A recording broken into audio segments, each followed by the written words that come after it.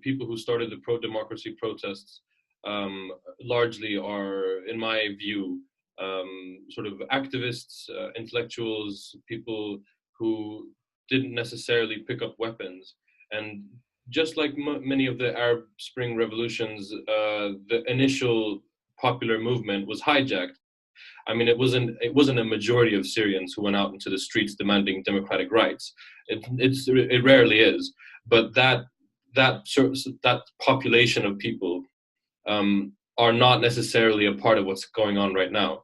So of course, I think it was absolutely right, and the pro-democracy movement and the first demonstrating movement, first protest movement, the peaceful movement. There's nothing I can say that's wrong with that. I mean, it was a genuine show of like, give me my dignity, asking a dictator to give me my dignity as a people.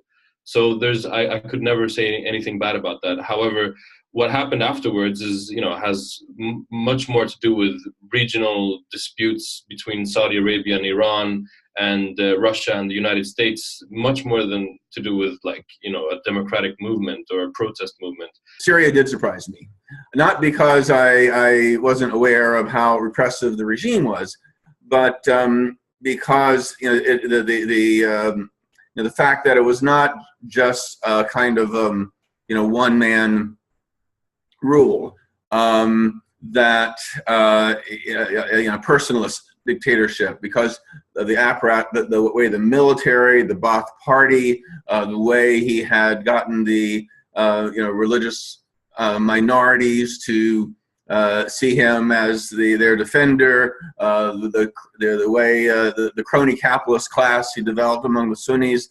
I recognize that while majority of Syrians didn't like Assad, he had a much broader social base than Mubarak or Gaddafi or Ben Ali. So I suspected that it would be a lot more difficult to bring him down.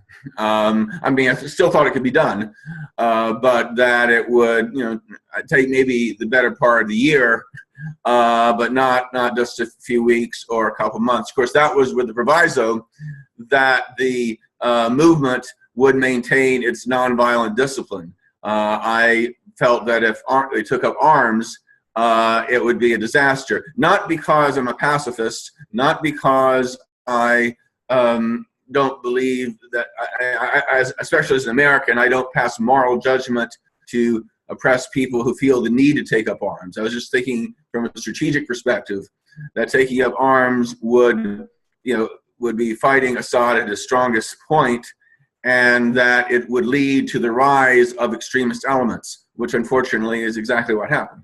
Surely there's been a strategic use of the media in relationship to any possible diplomatic development, and at the same time we have a diversity of medias and of political and diplomatic actors. So there is, I think, not plenty, but also no shortage of alternative sources of information, of alternative ways of narrating this scenario. And when this is not happening, I don't think it's just a matter of one attempt by mainstream media to portray a certain discourse, but a lack of political will on the side of the actors that could change the power relations. I think that in the beginning of the Syrian revolution and the Syrian uprising, the reporting in the Western media was much better because it was much easier. It wasn't as complex. It was,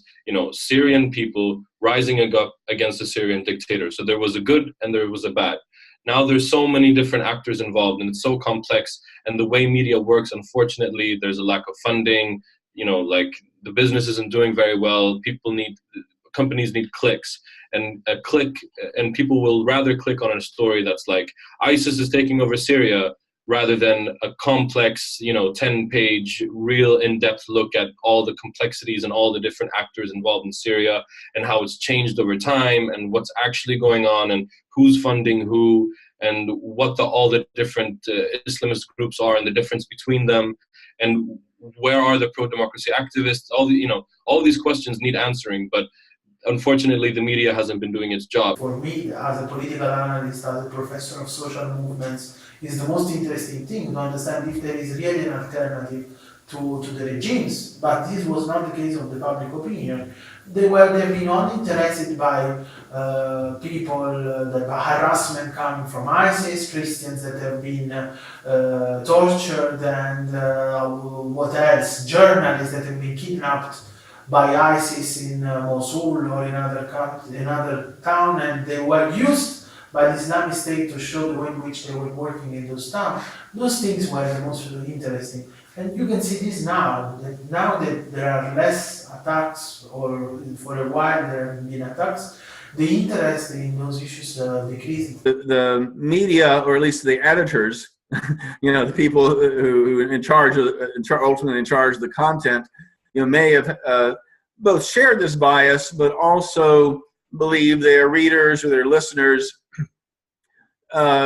wouldn't understand nuance, and it was easier to put things in the more kind of simplistic ways. And I just one example was on the right-wing media, Fox News.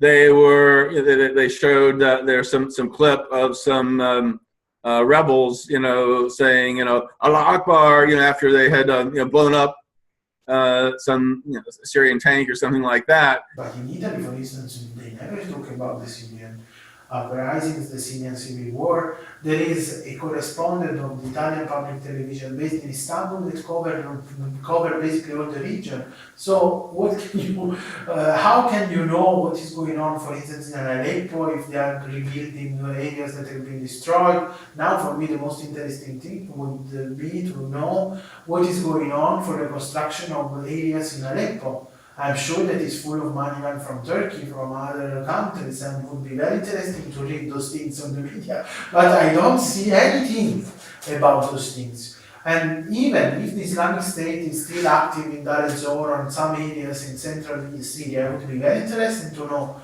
what they are doing, those last fighters, how they can be arrested, how can they be prevented to do other violence. But I don't read this in the newspapers. Or for instance, Afrin, I know that now it's been occupied permanently by the Turkish authorities.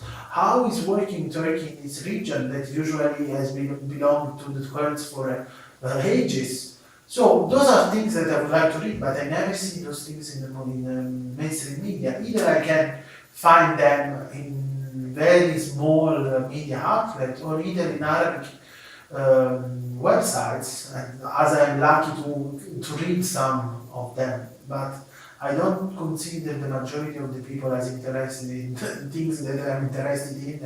Honestly, the main source of information were a couple of young people, Syrians living in Italy, at home in Italy, as they were at home apparently following the Syrian developments, and of course spreading news and contacts and copy-paste or enhancing news that were coming from Syria, sometimes also with risks implied for the Syrians mainly.